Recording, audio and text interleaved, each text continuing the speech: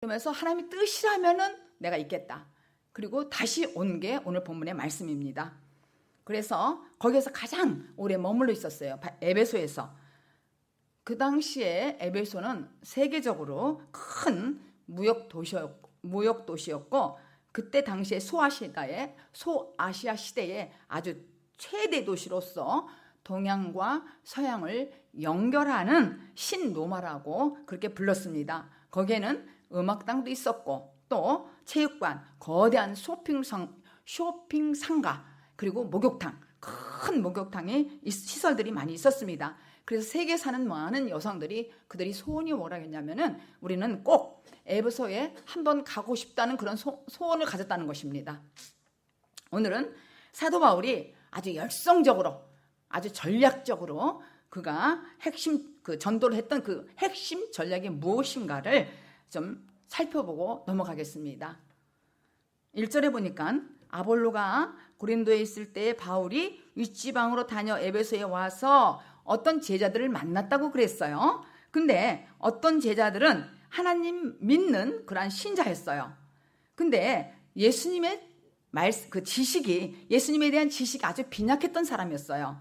그래서 그들은 아마 아볼로에게 배운 그런 사람들로서 예수님에 대한 세례 요한의 증거만을 받은 그런 세례 요한까지만 안 그런 신자들이었습니다. 우리가 사도행전 이것을 알려면은 사도행전 18장 세례 요한이 도대체 무엇인가? 지난 시간에 제가 말씀을 잠깐 언급했는데 다시 확실하게 사도행전 18장 24절부터 25절까지 크게 한 목소리로 합독합니다. 시작. 알렉산드리아에서 난 아볼로라 하는 유대인이 에베소에 이르니 이 사람은 학문이 많고 성경에 능한 자라. 그가 일찍 주의 도를 배워 열심으로 예수에 관한 것을 자세히 말하며 가르치나 요한의 세례만 알 따름이라. 여기서 아볼로가 성경을 이 사람들에게 가르쳤단 말이에요.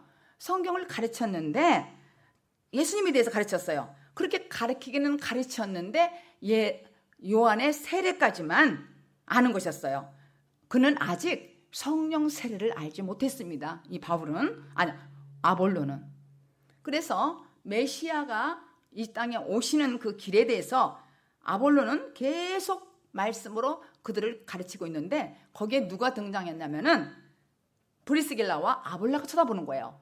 그 부부가 가만히 그들이 하는 말을 아볼로가 하는 말을 듣고 있는데 저 아볼로가 뭔가를 알긴 아는데 좀 뭔가 부족한 게 있구나 이걸 깨달은 거예요. 그래서 그를 불렀어요. 아볼로를. 그리고 자기 집에 오라고 그랬어요. 집에 오라고 그래갖고 자세하게 그를 데려다 놓고 아볼로가 부분적으로 알고 있는 부분을 갖다가 예수는 그리스도다.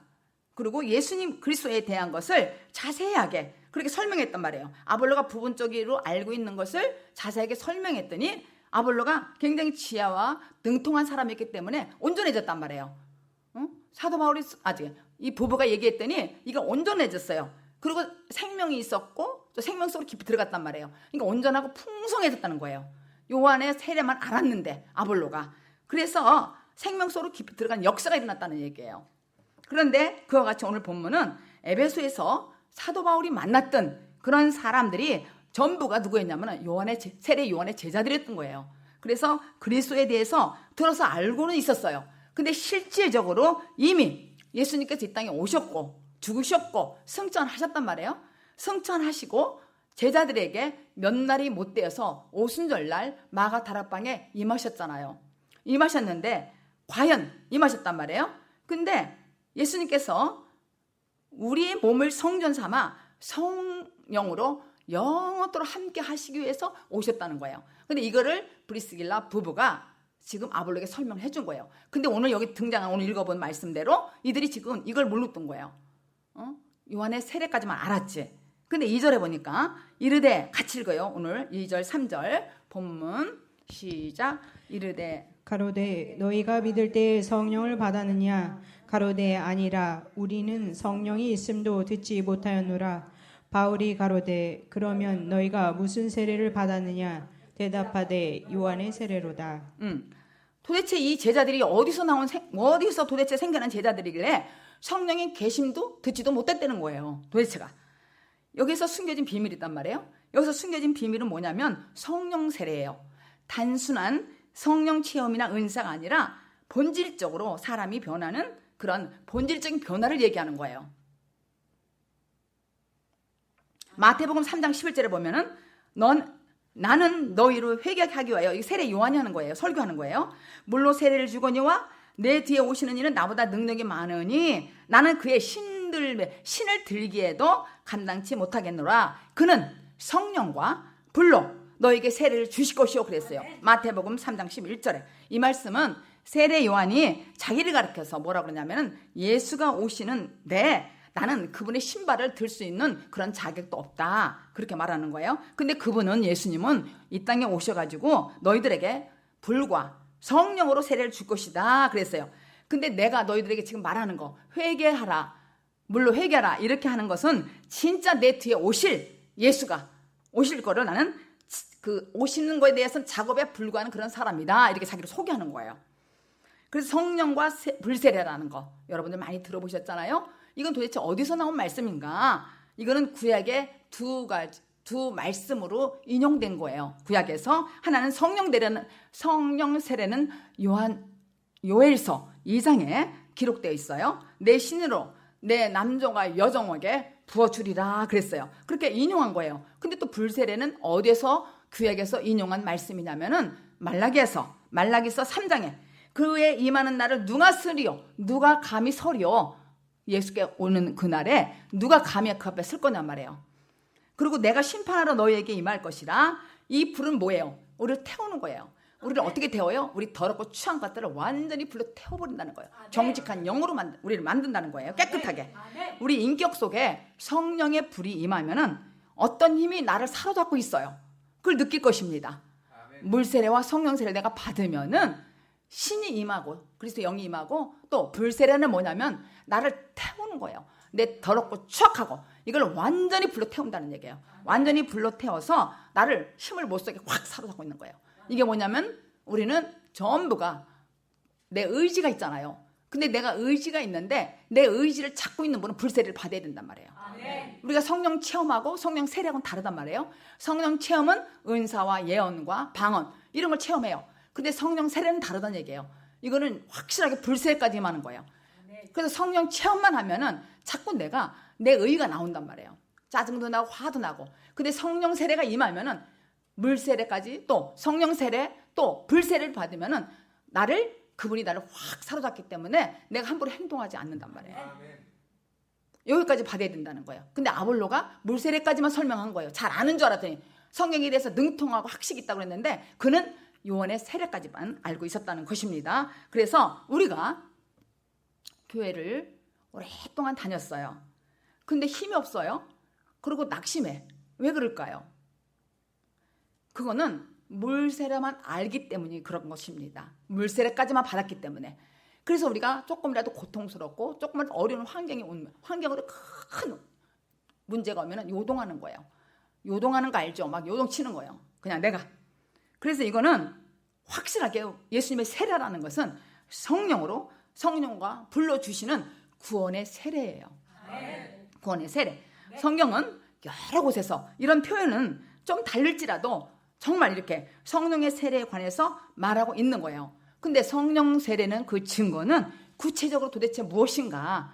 성령 세례 받은 그 증거는 우리가 지식적으로 이해하는 것은 너무나 다른 거예요. 예수가 그리스도 영으로 우리에게 오는데 숨결처럼 우리에게 임한단 말이에요. 숨결처럼, 그런 영으로 숨결처럼 나에게 임하는 거예요. 그리스도의 영은. 그리고 이것은 체험이 아니고 성령 세례예요. 그러니까 체험과 성령 세례를 알아야만 여러분들이 구별할 수가 있어요. 요한의 세례까지는 성령 체험이라고 볼 수 있어요. 그러니까 우리가 방언도 하고 예언도 하고 능력도 행하죠. 근데 이 성령 세례는 불세례까지 받아야 된다는 거예요. 확실하게. 그래서 우리가 이 증상은 어떻게 나오냐, 주제 파악이 된다는 거예요. 아주 쉽게 말해서 주제 파악을 못하기 때문에 큰 소리 치는 거예요. 내가 나를 모르는 거야. 그래서 성령 세례가 오면은 이제 부끄러운 거예요. 내가 왜 그랬지? 나는 왜 이렇게 맨날 기도하고 맨날 회개하면서 왜 내가 이런 짓 또 했지? 나의 주제 파악을 하는 거예요. 내가 주제 파악을 못하기 때문에 엉뚱한 행동을 한다는 것이죠. 그래서 확실하게 성령 세례를 받아요. 그래서 전에는 주제 파악을 못했어요. 근데 성령과 불세를 내가 받으면은 내 의가 넘지 못할 하나님의 선이 있어요. 내 의는 내가 잘났고 교만해서 하나님의 선까지 넘어요. 하나님이 계시면 그럴 수가 있습니까? 이렇게 하는 것이 내가 하나님의 선을 넘는 거야. 의를. 그건 주제 파악을 못한 거예요. 아직까지도. 근데 내가 주제 파악을 한다는 것은 성령의 세를 받았어요. 그러면 너무 부끄러운 거야. 내가 어떤 말도 부끄러운 거야. 그래서 말을 못하는 거예요. 내가 못나서 말을 못하는 게 아니라 너무너무 내 주제를 알았어. 감히 내가 어떻게 얘기해. 그래서 거듭나지 않으면은 바로 무엇이냐면 독을 갖고 내가 사는 거예요. 위선과 가식이에요. 거듭남과 성령 세례는 같은 말이에요. 그 독을 갖고 있는 거예요. 그래서 우리는 예수님께서 이 땅에 왜 오셨냐면은 우리를 성령으로 거듭나게 하시려고 오신 분이고 그런 분이지 잘 먹고 잘 살라고 오신 분이 아니란 말이에요. 우리가 착각을 하고 있는 거예요. 우리에게 잘 살고 잘 먹고 할렐루야 완벽하다 이런 의미가 아니라 거듭나게 하기 위해서 성령 세례를 받기 위해서 우선 하나님의 나라 의를 구하라는 거야. 그러면 이것 2차적인 것들은 걱정도 하지 말라는 거예요. 왜? 나는 하나님의 아들이기 때문에 하나님이 나를 다 지원하시고 책임지신다는 거예요. 그런데 나는 왜 사나? 나는 어디서 왔다 어디로 가는가? 또 그런 그 질문이 있잖아요. 우리에게 그 질문을 모르기 때문에 항상 공허한 거예요. 그리고 우리별하나의 자살. 엊그저께 제가 아는 목사님이 아는 그 집에서 사람이 여자가 목 졸라 죽었어요. 자살했어요. 왜 그런 줄 알아요? 외로워서. 너무 우울해서. 너무. 그리고 이 미국 땅 와서 자기는 그러니까 자기는 굉장히 괜찮은 사람으로. 근데 자기가 너무너무 멍한 거야. 그래서 자살했다니까. 목 매달은 중에 깜짝 놀랐다는 거야. 이 목사님. 그게 소문이 나가지고 우리 목사님들이 저한테 연락이 왔더라고요. 그렇게 했다고. 이게 뭐냐면 내가 왜 사는지를 모른다는 거야. 나는 어디서 와서 어디로 가는지를 몰라는 거야. 그래서 근본적인 질문을 깨우쳐 주기 위해서 예수님이 이 땅에 오셔서 십자가에 못 박혀 돌아가시고 죽으시고 그래서 영이 나에게 오신 거예요. 예수님 오실 때는 몰라.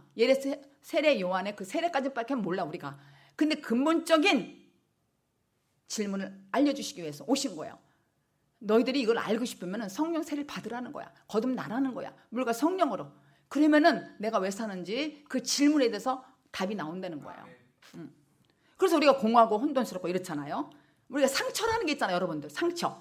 이 상처가 깊이 들어와서 공허한 거예요. 흑암이야. 동굴 속에 들어가요. 동굴이라는 거 있잖아요. 이 동굴은 누가 들어가요? 내가 상처받은 사람이 들어가는 거예요. 그리고 마음을 안 주는 거예요. 혼자 이 속에 확 들어간 거야. 그리고 다 비기 싫고. 이게 뭐예요? 흑암. 이게 뭐예요? 내가 왜 사는지를 모르는 거야. 왜 사는지를. 그 질문은 반드시 성경 안에 있다고요. 그 질문은 사도행전 2장 38절 39절에 보면은 베드로가 가로되 제가 읽을게요. 너희가 회개하여 각각 예수 그리스도 이름으로 세례를 받고 죄사함을 받으래요. 죄사함을 받으면은 그리하면은 내가 성령을 선물로 준다 그랬어요. 그러니까 성령이 선물 나에게 올 때는 반드시 먼저 회개해야 되겠죠. 죄사함을 받아야 되겠잖아요. 그러니까 우리가 지금 목사님께서 강대상에서 말씀하시는 거듭남과 성령 세례는 어떻게 나한테 오는가? 그러면 하나님께서 선물로 준대 성령을. 그러면 먼저 죄사함을 받으라는 거예요. 죄사함을 받아라. 그럼 회개해야 된다는 거예요. 방법이. 성령을 선물로 받는다는 의미는 한 사람이 참다운 회개를 하여 예수님을 만나 변화된 후에 예수께서 성령으로 그 사람에게 다시 임하는 거예요. 그러니까 먼저 회개해야 되겠죠? 죄사함을 받아야 되겠죠? 그러면 주님이 이뻐서 나에게 먹을 거 준다는 거예요. 초콜릿을. 그게 뭐냐면 성령 세례예요. 너무 이뻐서 내가 주님 용서해 줘. 그러니까 예수님은 이 땅에 오실 때 누구를 만나러 왔어요? 바리새인 세리를 만나러 서기관을 만나러 온 게 아니라 바로 병자들을 만나러 왔어요. 병자가 누구예요? 상처받은 사람, 쩔룩발이, 혈루병 사람, 또 거지, 또 누구예요? 과부가 누구예요? 뭐 지금 우리 혼자 사는 과부를 얘기하는 게 아니라 예수 그리스도 신랑을 못 만난 사람들이 전부 과부야. 고아는 누구예요? 아버지 하나님을 못 만난 사람들은 전부 고아란 말이에요. 그런 사람들 만나러 오셨다고 예수님이. 그렇게 확실히. 그래서 제자들도 보면 전반적인 예수님과 함께 살면서 변화 과정이 임한 다음에 성령이 임하심으로 한 사람의 변화가 마무리됐단 말이에요. 그게 영적 열매예요. 성령으로 말미암아 예수로 말미암아 영적 열매입니다. 이 말씀을 잘 사겨드리면 여러분들이 그렇게 유익일 수가 없고 내가 왜 사는 질문을 내가 알 수 있는 거예요. 성령세를 받아야. 그래서 오늘 본문에 보니까 본문에 4절 5절까지 시작. 바울이 가로되 요한이 회개의 세례를 베풀며 백성에게 말하되 내 뒤에 오시는 이를 믿으라 하였으니 이는 곧 예수라 하거늘 저희가 듣고 주 예수의 이름으로 세례를 받으니. 지금 바울이 자세하게 설명해 주는 거예요. 자세하게 설명해 주는데 지금 이 사람들은 지금 성령을 있는지도 듣지도 못했다는 거야. 그러니까 이 사람들에게 자세히 지금 설명해 주는 거예요. 부분적으로 알고 지식으로 담은 제한된 요한의 세례만 받은 이 사람들에게 바울은 지금까지 너희들이 잘못 알고 있었다. 너희들은 지금 물세례만 받은 거야. 그게 아니라 이 물세례는 세례 요한까지만이란다. 근데 이렇게 받아서는 안 돼. 반드시 예수, 주, 예수는 그리스도다. 그들이 듣고 주 예수 이름으로 세례를 받아야 된다. 이렇게 설명한 거예요. 세례 요한, 바울이 이렇게 설명을 쭉 한 거예요.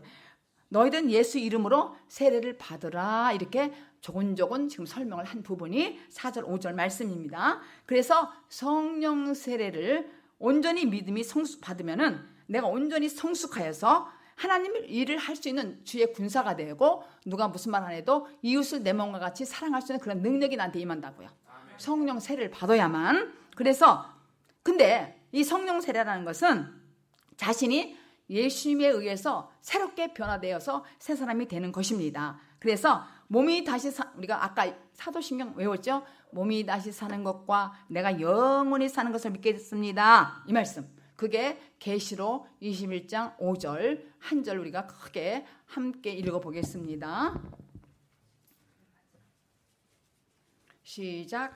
보좌에 앉으신 이가 가라사대 보라 내가 만물을 새롭게 하노라 하시고 또 가라사대 이 말은 신실하고 참되니 기록하라 하시고. 여기에 보니까 너희들은 보좌에 앉으신 이가 가라사대 그랬어요. 보라 내가 만물을 새롭게 하노라. 이건 신실하고 참된 것이기 때문에 반드시 기록하라고 그랬어요.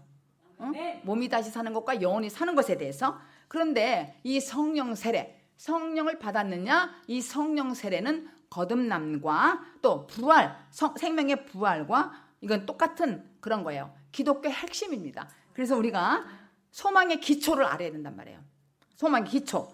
생명 부활은 성령 세례 부활이라는 개념은 반드시 뭐가 있어야 돼요? 죽음.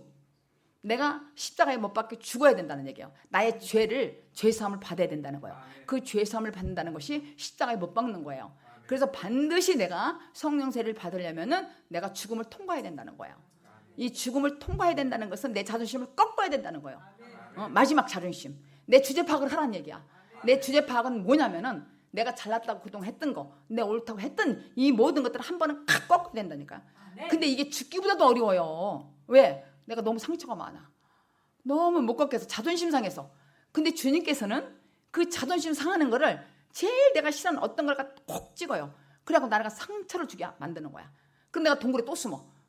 근데 이 말씀을 자꾸 듣다 보면 주님께서 여러분의 마음을 녹여주시는 거예요. 뭐 제가 하는 것이 아니라 이 말씀밖에는 말씀 외에는 길이 없어요. 그래서 내가 이게 아니구나. 그래서 확 풀어지는 거예요. 제가 이거 경험해봤다고요. 말씀을 정말 말씀밖에 없는 거예요. 생명의 말씀밖에. 그래서 확실하게 성령 세례라는 이 부활이라는 개념은 반드시 내가 죄인이 죽어야 된다는 거예요. 그런 다음에 나에게 성령 세례가 오고 그게 거듭남이고 부활이 되는 거예요. 생명 부활. 여러분 생명 부활 좋아하잖아요. 부활. 내가 부활해야 되잖아. 몸이 다시 사는 것과 영원히 사는 거라 같단 말이에요. 부활이 돼야 된다는 거예요. 그런데 이 부활이라는 것은 소생과 달라요. 소생. 우리 성경에 봤죠? 죽었다 살아난 사람. 그게 누구예요? 나사로. 도르가 또 야이로의 딸. 또 유디고. 유도고. 그런 사람들은 죽었다 살아난 사람들이에요. 근데 이 사람들은 부활이 아니야. 회생이지. 소생된 거야. 이 사람들은 소생된 거. 그런 것들은 부활이라고 하지 않습니다. 그거는 그냥 회생이라고 하는 거예요. 그들은 다시 죽었기 때문에. 그건 회생이에요. 이 부활이라는 것은 즉 태초에 아담에게 있었던 불멸이에요. 죽지 않는 거. 영원히. 이게 불멸, 죽지 않음. 그러한 소유한 새 영역에서의 생명을 얘기하는 거예요. 생명을 가진 새 몸으로 내가 다시 부활되는 것입니다. 그래서 오죽하면 사도 부활이 뭐라고 그랬어요? 부활을 언급하면서 부활이 없으면 이 세상에 우리처럼 불쌍한 사람이 없다고 그랬어요. 사도 바울이. 제일 불쌍한 사람이 우리라고 그랬어요. 부활이. 그래서 성령 세례, 거듭남, 부활, 안식, 하나님 나라 완성이라는 이 구속사 전체를 말하는 거예요. 그러니까 성경에서 우리가 풀지 못하는 문제가 해답이 다 있다는 얘기예요. 근데 그 문제 해답이 뭐냐면 성령 세례, 거듭남, 또 확실하게 부활, 생명 부활, 안식, 하나님 나라 완성, 이렇게 돼야만 내가 왜 사는지를 아는 거예요. 그러면 나에게 능력이 온다는 거예요. 왜? 그리스도 영이 내 안에 계신데 내 능력이 있어야지. 근데 이분이 네가 죄사함을 받아라, 그럼 내가 성령을 선물로 주리라. 그런데 내가 죄를 갖고 있는 거예요. 회개를 철저하게 하지 않는 거예요. 여러분들이 회개를 철저하게 해야 돼요. 회개 철저하지 않았기 때문에 그 행동이 또 나오는 거야. 성령 체험으로 끝나는 거야. 물세례까지만. 내가 성령 세례를 밑바닥에, 아니, 끝까지 회개를 해야만, 성령 세례가 임하야만 삐지고 올리지 않는다니까요. 임하지 않았기 때문에, 거듭나지 않았기 때문에 조금만 기분 나쁘면 삐지고 골래고 말 안 해. 이거는 옆에 사람 죽이는 거라고요. 응? 같이 있는 사람들이 교회 내에서 마찬가지고, 가족에서 마찬가지고, 직장에서도 마찬가지야. 그런 사람 한 사람 때문에 얼마나 사람들을 왕따시키고 불행하게 하는지 몰라요. 왕따시키는 사람은 누가 시키는 줄 알아요? 자기가 그 상처를 갖다 있기 때문에 남한테 그걸 쏘는 거예요. 그래서 사람 하나 죽이는 거야. 누굴 죽이는지, 얌전한 사람을. 그래서 우리는 그렇게 되지 않게 위해서 확실하게 거듭나야 돼요. 성령세를 받아야 되느냐 말이에요. 너희들은 성령을 받았느냐 물어봤는데 우리는 들은 적도 없다는 거야. 여러분들이 그럴 수 있잖아요. 들은 적도 없다고 할 수 있단 말이에요. 왜냐하면 난 성령 체험 받았기 때문에. 그래서 주님께서는 우리 피조물과 신과의 격차는 너무나 커서 하나님 앞에서 이 피조물은 그냥 티끌이야. 우리는 티끌이 뭐예요? 아담이 먼지야. 먼지 같은 우리란 말이에요. 근데 우리가 촉새짓 해봤자 뭐 어떻게 되겠냐 이거예요. 주님께서, 하나님께서 사람을, 여자와 남자를 만들어가지고 창세기 1장 26절부터 28절 쭉 보면은 우리를 갖다가 하나님의 형상과 모양으로 만들었다 그랬어요. 비스구름하게. 그렇게 만들었다 그랬어요. 그래서 우리에게 어떻게 했어요? 복을 주셨어요. 하나님은 복을 주셨는데 어떻게 주셨냐면은 그들에게, 여자와 남자에게 생육하고 또 번성하라, 땅에 충만하라, 땅을 정복하라 그랬어요. 땅을 정복하라. 이 말씀이 우리가 성경을 읽을 때, 이 성경은 역사적으로 읽고 남의 말로 듣고 그러면 성경이 도무지 이해가 안 돼요. 전부 나에게 적용을 해야 돼요. 성경은 땅이 나야. 땅이 나고 하나님이 나에게 복을 주신대요. 이 땅에게, 사람, 나에게. 그리고 나에게 생육하고 번성하래. 뭐 애만 많이 날아라 이렇게 또 문자적으로만 또 생각하면 안 돼. 문자적으로 다 기록이 돼 있지만 여기에는 나에게 적용해야 돼요. 번성하고 땅에 충만하라. 나를 정복하라는 거야. 나를 정복하려면 어떻게 돼? 내가 거듭나야 되잖아요. 그래야 내가 주제 파악을 할 수 있다니까. 내가 나도 제대로 못하는 사람이 누구를 갖다가 얘기하고 그러겠냐 이거예요. 나를 정복하고 내가 생육하고 번성해야 되고 충만해야 될 거 아니야. 그래야 내가 복 받은 사람이라고요. 하나님이 우리에게 복을 줬어요. 무슨 복? 복이 뭐예요? 바라크, 신령한 복을 줬다 우리에게. 저나 여러분에게는 주님께서 신령한 복을 줬는데 풍성하게 줬어요. 그리고 풍성하게 주고 생육하라고 그랬어. 번성하라 그랬어요. 번성하라. 그리고 땅에 충만하라. 확실하게 땅을 정복하라는 거야. 나를 정복하라는 것이 뭐예요? 주제 파악하는 거야. 나 주제 파악을 못 해가지고 그냥 껍적거리는 거란 말이에요. 별것도 아니면서. 내가 주제 파악이 안 돼서. 그래서 하나님께서는 당신의 능력으로 티끌과 같은 우리에게 뭘 줬어요? 생명을 줬다, 복을 줬다고요. 생명력을 줬어요. 별 볼 일 없는 우리에게 하나님께서 복을 줬어요. 근데 그게 누구에게? 아담에게 줬는데 우리에게 줬다는 얘기예요. 지금은 현실로는 우리에게. 그래서 그 바라크 복은 다른 말로 생명력 상태, 다른 말로 영생이라고 합니다. 우리는 영생을 받은 거예요. 영생을. 그래서 우리는, 문제는 뭐예요? 교회에 그동안 계속 나왔는데도 성령의 세례에 대해서 뭐가 뭔지 알지 못한다는 거야. 내가 도대체 그게 뭔지 몰라요. 그러니까 내가 성령 세례를 모르면 결국은 내가 어느 길로 가야 되는지 그 방향을 잡지 못하는 거예요. 도대체 방향을 동서남북이 어딘지 모르고 그냥 다니는 거야. 왜? 계속 성경 공부하라니까. 그냥 공부만 하다가 바빠서 못 살아. 맨날 일하다가 못 살아. 맨날 헌신하고 교회에서 뭐 하라. 이래서 막 프로그램에 지쳐가지고 다 지쳐서. 그래서 성령 세례 진짜 이 거듭남을 제대로 파악을 못 하는 거예요. 아주 그냥 보석을 확실하게 이거다 하고 캐서 주지를 못하는 거예요. 그냥 비스무르게 얘기하는 거야. 그러니까 우리가 여태까지 이렇게 살았잖아요. 이렇게. 그래서 확실하게 믿음의 기초는 뭐예요? 우리가 복이 있는 자인지 아닌지 구분해야 돼. 내가 지금 복이 있나? 아닌가? 이렇게 구분해야 돼. 그렇다면은 구분이 안 되면은 계속 헛고생하고 헛세월로 긴 세월만 보내다 꼴깍하고 죽는다고요. 모르니까 복에 대한 개념을 모르는 거예요. 복의 개념을 우리가 먹고 사는 것만 알고 있어도 여태까지. 그거는 하나님의 아들이 되는데 우리 구기겠어요? 그건 당연히 따라오게 돼 있어. 그거는 당연히 그건 부록으로 와. 책 하나 사면 부록 주듯이. 우리가 어떻게 돼? 성령 세례만 받아야 돼요. 확실하게. 근데 이게 왜 못 받느냐? 나 다 잘 된 줄 알고 있고 잘 안다고 생각해. 다. 근데 사실은 다 알지 못해. 주제 파악을 못하니까 엉뚱한 행동을 하죠. 그러니까 주제 파악 이렇게 쉽게 생각하세요. 주제 파악. 과거에 주제 파악을 못했기 때문에 부끄러움이 너무나 많았어요. 생각해보면 내가 왜 그랬을까? 미쳤지. 이런 거 하잖아요. 여러분들. 고백하잖아요. 그렇게. 그래서 헛수고만 하고 긴 세월 보내지 말라는 것입니다. 마태복음 3장 10절에 보니까 이미 도끼가 나무 뿌리에 놓여있으니 여러분 다 아셔요. 좋은 열매 맺지 않는 나무마다 찍어서 불에 던진대요. 그러니까 어떻게 돼야 되겠어요? 좋은 나무가 돼야 되겠지? 좋은 나무 하면은 우리 성경에 요한복음에 보면 포도나무라는 게 계속 나오잖아요. 혼인잔치. 요한복음 2장에도 혼인잔치에도 포도주가 나와요. 그래서 포도라는 좋은 의미가 나오잖아요. 그러니까 내가 포도나무가 돼야 포도나무 열매를 맺겠지. 근데 가시나무는 가시만 맺어. 그죠? 어떻게 가시나무에서 포도 열매가 나겠어요? 그러니까 가시가 위선이라는 거야. 그래서 주님께서 이미 도끼가 나무 뿌리에 놓여있으니 좋은 열매를 맺지 않은 사람 다 찍어버린다는 거야. 그럼 지옥 간다는 얘기죠. 찍어간다는 얘기는. 그래서 좋은 열매 맺는 나무만 산다는 거예요. 좋은 나무만. 그래서 그 사는 것만이, 그 삶만이 하나님 앞에 인정받는 복 있는 사람이 되는 거예요. 아멘. 시편 1장 1절 2절까지 크게 읽습니다. 시작.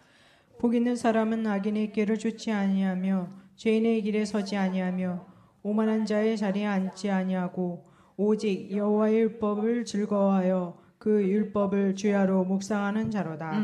이 말씀은 복 있는 자로 인정받기 위해서는 무엇을 하라는 그런 말씀이 아니라 이 말씀은 뭐냐면은 복 있는 자는 어떻게 하라는 말씀이 아니란 말이에요. 그냥 어떻다는 서술이란 얘기예요. 어떻다는 서술. 예를 들자면은 포도나무는 포도 열매를 맺는다는 말과 같은 구조란 말이에요. 그래서 내가 포도나무에서는 포도 열매만 맺는 거예요. 근데 가시나무에서 포도나무를 맺는다는 건 가식이라고 있잖아요. 위선이고 그렇게는 할 수 없다는 거예요. 그러니까 내가 좋은 열매를 내가 맺고 싶어. 나는 좋은 사람이 되고 싶어. 그러면 내가 좋은 나무가 되라는 얘기야. 먼저 그거부터. 그래서 여기서 보니까 복 있는 사람은 악인의 꾀를 쫓지 아니한대요. 죄인의 길이 서지 않는데요. 오만한 자리에 앉지 않는데요. 복 있는 사람은. 근데 그럼 반대로 복이 없는 사람은 악인의 꾀를 쫓아. 그럼 그 악인이 누구야? 내 안에 있지, 옛사람. 이 악인이라는 건 내 안에 들어있는 옛사람을 얘기하는 거예요. 죄인이라는 건 뭐예요? 주님을 거부하는 거. 말씀대로 살지 않는 거. 그냥 그 사람은 이미 의인으로 변해야 돼. 그냥 죄인이야. 그냥 가만히 있어도 죄인이고 가만히 있어도 나는 악인이야. 오만한 자야. 오만한 자는 교만이에요. 오만한 자리에 앉아있는 거예요. 그러니까 어딘 저 사람이 교만한 게 아니고 저 사람이 악인이 아니고 저 사람이 죄인이 아니야. 바로 나야. 아까 땅 얘기했잖아요. 땅을 정복하라는 거야. 그러니까 내 안에 악인이 들어있고 죄가 들어가 죄인이 있고 오만한 자야. 그러니까 나를 정복해야 돼. 확실히 정복해야 된단 말이에요. 정복해야만 그리스도 영이 내 안에 오시지. 응? 그러니까 이건 굉장히 어떻게 보면 어렵지는 않아요. 사실은. 성령 세례만 받으면 된다는 거야. 결론은. 그러니까 늘 악인이야. 그러니까 옛사람이 나를 끌고 다녀. 나 죽이려고. 그러니까 내가 나 하나도 제대로 주제 파악을 못하니까 내가 악한 사람이야 그냥. 그리고 나는 그냥 죄인이라고 누가 하지 않아도 난 죄인이야. 나는 오만해, 교만해. 생명 세례 받아라 거듭나라 그래도 죽어도 말 안 들어.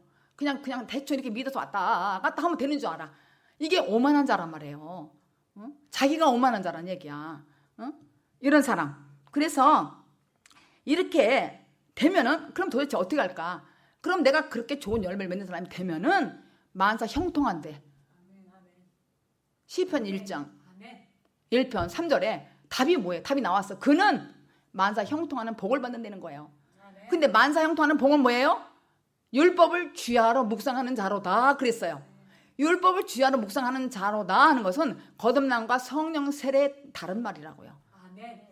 똑같은 말인데 다르게 표현한 거예요. 표현을 그렇게 묵상하는 자란 성령 세례 거듭남의 표현이란 말이에요. 사실은. 그러니까 주야로 말씀을 율법을 주야로 묵상하는 자로다 그런 것은 거듭남과 성령 세례의 표현이란 얘기예요.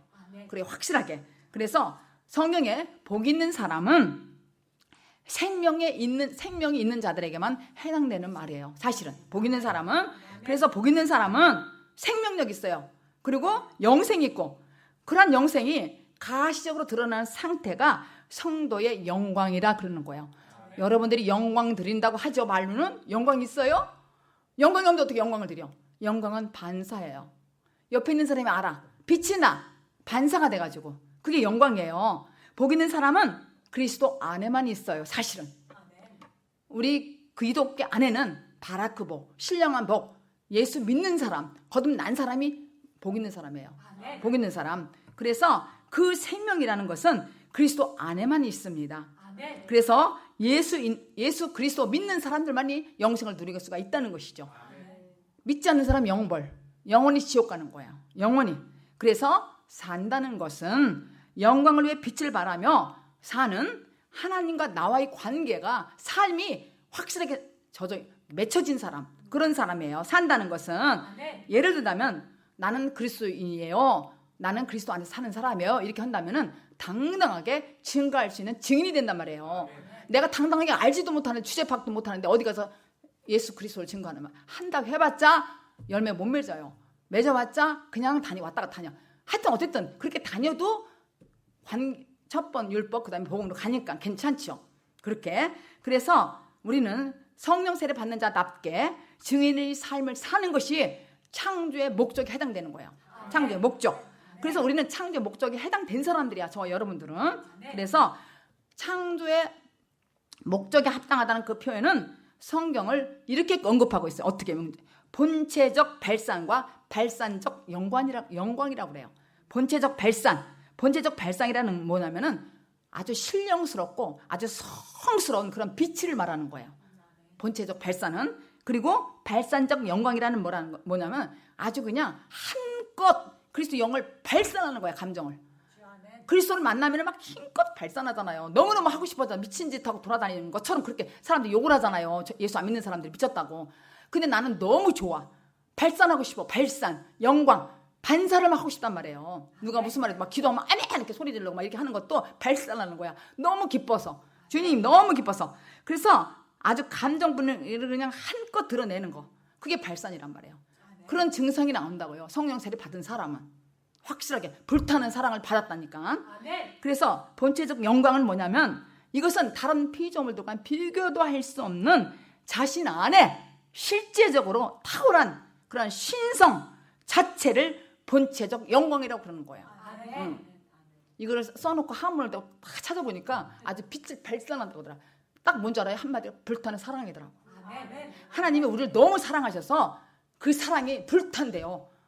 아가서 8장에 6절에 내가 너를 불타는 사랑으로 한대. 이걸 누가 알으랴? 호세에서에 이 지혜와 청명을 누가 알랴? 누가 알랴? 불타는 사랑을. 이게 뭐냐면 본체적 영광, 창조 목적, 본체적 발산적 영광, 이렇게 두 가지로 언급이 돼 있어요. 성경에 보면은 확실하게 비교도 할 수 없어요. 탁월한 신성 자체를 본체적 영광이라고 그러는 거예요. 확실하게. 하나님은 시작과 끝이 없습니다. 우리는 도저히 이성으로서는 이해할 수 없는 개념이에요. 주제 파악을 못할 때는 이성으로는 그 개념이 이해가 안 돼. 그리고 하나님은 스스로 존재하신 분이십니다.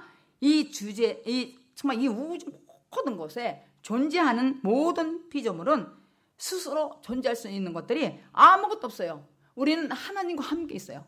제가 어느 날 가만히 생각을 해봤어요. 뭐 냉장고도 생각, 모든 거. 이 전기를 꼽지 않으면요 빛을 발할 수가 없는 거야.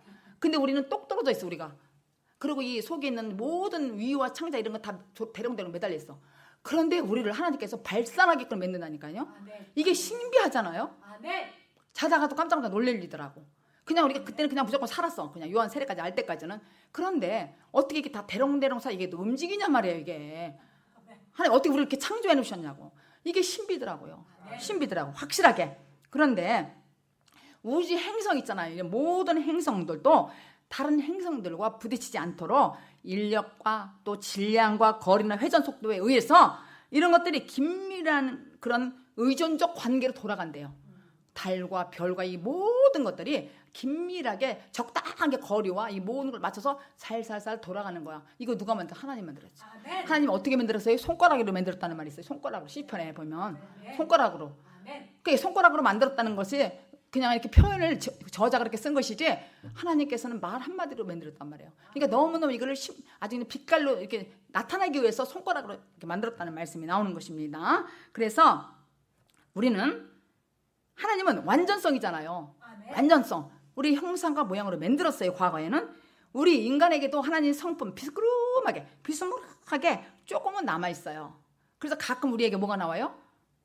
사랑이 나오잖아요. 공의가 나오고 가끔은 맨날은 안 나오고 사랑과 자비와 온유와 긍휼이 우리에게 가끔 나와요. 타락한 인간들에게도 간혹 나온단 말이에요. 그런데 하나님의 새 사람, 성령 세례 받은 사람은 조금씩 하나님의 성품을 경험하게 되는 거예요. 그분하고의 관계가 아주 조그만 것까지 이렇게 교제해본 분은 알아요. 아주 조그만 것까지 우리를 간섭하시고 경험하게 된단 말이에요. 그분을 신비라고요. 신비. 하나님의 발산하는 그 영광은 무소부재하신 그런 하나님께서 특정한 장소, 특정한 인물에게 나타나셔요. 신약에서는 누구에게 나타나요? 바울에게 개별적으로 나타났어요. 그가 개별적인 경험을 했단 말이에요. 바울이 사울 되기 전에 경험했어요. 그게 거듭남이에요. 바울이 다메섹 도상에 가다가 거기서 갑자기 하늘에서 빛이 확 내려 뛰었잖아요. 그게 특정한 장소, 특정한 사람이 그렇게 왔다고 임했다고요. 확실하게 드러나게. 그게 뭐냐면 하나님이 발산하는 영광의 빛이에요. 영광의 발산. 하나님 빛이 확 임해가지고 눈이 멀었다 그랬잖아요. 그렇게 특정한 장소, 특정한 사람에게도 임하셔요. 확실하게. 또 이사야서도 마찬가지. 이사야 선지자도 그랬어요. 이사야 6장에 보면 만군의 여호와의 그 영광이 온 땅에 충만하는데 그때 내가 만군의 여호와의 신이 왕을 배웠다는 거야. 그래서 거기서 막 딱 이렇게 있었잖아요. 너무너무 성전에 그 사람의 빛이 임하니까 딱 고꾸렸단 말이에요. 화로다 난 죽게 생겼다고. 빛을 보니까 그렇게 특정한 장소, 특정한 사람에게 하나님께서 임하셨어요. 모세는 언제 임하셨어요? 특정한 장소와 가시떨나무. 거기서 빛이 임한 거야. 불이 임하는데 막 주님이 막 본 거야. 근데 불이 활활 타서 불이 있다고 이렇게 문자적으로 생각하지 마시고 빛으로 임했다는 거예요. 너무 뜨거워서 그렇게 쓴 거예요. 성경에. 우리가 정리를 하면은 에베소서 1장 17절에 보면은 이런 말씀이 있습니다. 우리 주 예수 그리스도의 하나님의 영광의 아버지께서 지혜와 계시의 정신을 너희에게 주사 하나님을 알게 됐대. 그러니까 지금 제가 이렇게 말씀하는 것도 제가 경험해봤고 알게 하는 것은 주님이 나에게 지혜를 줬다는 거예요. 지혜가 뭐예요? 성령 세례. 지혜를 받은 사람은 계시와 주님께서 나에게 주신 정신 이런 것들을 알겠어. 어떻게? 하나님을 알겠단 말이야. 하나님을. 여기에 쓰인 영광, 에베소에 쓰인 바로 그 영광은 본체적 영광을 말하는 거예요. 그리고 또 발산적 영광이라는 것은 본체적 영광에서 밖으로 그냥 흘러 넘치는 거. 바울에게 특정한 사람, 특정한 장소에서 또 이사야에게 또 모세에게 또 등등 여러 사람들에게 이게 발산하는 거예요. 본체적 영광에서 나오는 그 빛이 발산한다는 거예요. 어떤 사람들은 요즘에 보면은 꿈에도 그렇고 하나님 보는 분이 있어요. 그리고 자기가 성경 이렇게 말씀을 듣는데 강대상에서 말씀하는 거를 꿈에 어떤 말씀을 잘 이렇게 해서 요약해서 또 아는 분도 있어요. 그게 특별한 특정한 장소, 특정한 사람에게 오는 경우도 있단 말이에요. 지금 뭐 옛날이 아니라 지금 그렇다는 얘기예요. 요즘에도. 그래서 이 본체적 영광이 밖으로 흘러나와서 우리 피조물들에게 입혀지고 보여지고 경험케 되어지는 것을 말하는 것입니다. 경험하는 거예요. 창조. 어떤 권사님은요. 막 새벽에도 왔다 갔다 할 때마다 여기 귀에서 하나님 찬송으로 깨워주고 찬송을 하고 오시는 거예요. 찬송 중에 거하시는 분이야. 이게 뭐냐면 특정한 장소, 특정한 사람에게 주는 거예요. 찬송을 주는 거야. 그러니까 어떤 걸 막 본인이 악보도 써놓고 이러는 거예요. 막 찬양을 부르고. 이게 뭐예요? 하나님께서 영광을 나타나게 주시는 거예요. 그분에게. 시편 한 절 8장. 시편 8장 13절. 1절 3절. 13절. 1절 3절. 자, 시작. 여호와 우리 주여, 주의 이름이 온 땅에 어찌 그리 아름다운지요. 주의 영광을 하늘 위에 두셨나이다. 주의 손가락으로 만드신 주의 하늘과 주의 베풀어 두신 달과 별들을 내가 보오니. 여기 보니까 손가락으로 만들었다 그랬죠. 3절에 보니까. 1절에는 주여, 주의 이름이 온 땅에 어찌 그렇게 아름다운지요. 주의 영광을 하늘 위에 두셨나이다. 주의 손가락으로 3절에 만드신 주의 하늘과 주의 베풀어 두신 달과 별들을 내가 모았다고. 모으니 그랬어요. 그러니까 하나님의 자연과 우주 만물에 나타나는 하나님의 능력과 성품과 지혜를 경험할 수 있었다는 얘기죠. 저자도 이렇게 쓴 것도요. 그러나 이 얘기는요, 사실은요, 타락하기 이전의 얘기예요. 타락하기 이전의 얘기야. 그런데 인간이 타락한 후에는 흔적만 남았어, 우리에게. 흔적만 남았기 때문에 반드시 성령 세례를 받아야만 자연적인 모든 계시와 지식을 우리가 알고 있습니다. 이 말씀을 아주 확실하게 이해하시기를 바랍니다. 그래서 사도 바울은 하나님 나라를 전파했습니다. 근데 그 전파했는데 죽어서만 가는 하늘 나라를 전파한 것이 아니에요. 그러니까 성령을 받았느냐? 그렇게 물어본 것이죠. 우리가 이때 이 땅에서 성령 세례도 받지 못하고 그냥 성령 체험만 하고 왔다 가다가 산다고 하면은 그것처럼 불쌍한 게 어딨냐. 그 얘기가 아니라는 거예요. 사도 바울은. 그 얘기만 하러 이 땅에 증거한 게 아니란 말이에요. 성령 세례를 받는 것이 복음의 핵심이에요. 복음의 핵심. 하나님 나라를 알지 못하면은 예수 믿고 그냥 죽어서 아이고 천국 가자는 것밖에는 전할 수가 없다. 그냥 우울하다가 재미도 없어, 기쁨 없어. 내가 재미가 없기 때문에 뭔가 내가 일하려고 그러잖아. 내가 재미가 없어. 하나님 일이 이렇게 재밌고 전도하고 막 여러 가지 주님 이렇게 교회 안에서 서로 기도하고 이렇게 교제하고 이게 너무 좋거든요. 근데 이게 재미가 없다고요. 다 털어놓아야 되는데 왜냐면 부끄러움을 당하는 거야. 생각을 해 우리가. 근데 아니에요. 하나님께서는 때가 그분에게 주시려고 특정한 장소 특정한 사람을 하나님께서 빛을 발산하기 위해서 여러분들 불러 모으신 거예요. 이게 성령 세례 받으면 경험을 할 수가 있습니다. 오늘 마지막 절 6절 읽고 끝납니다. 시작. 바울이 그들에게 안수하며 성령이 그들에게 임하심으로 방언도 하고 예언도 하니 7절. 모두 12사람쯤 되니라. 12이라는 건 제자, 완벽한 숫자를 또 말하는 거잖아요. 12제자. 우리가 12제자라고 표현할 수 있죠. 이 사람들은 예루살렘으로부터 시작돼서 공개적으로 알리는 정말 그 성령 임한 것을 몰랐던 사람이라고요. 아까 요한 세례까지 말하는 사람이에요. 그래서 이거를 지금 설명 계속 하는 거예요. 그래서 저와 여러분은 확실하게 성령 세례를 받는 저와 여러분이 되기를 바라고 또 받은 사람은 누리기를 바랍니다. 기도합니다.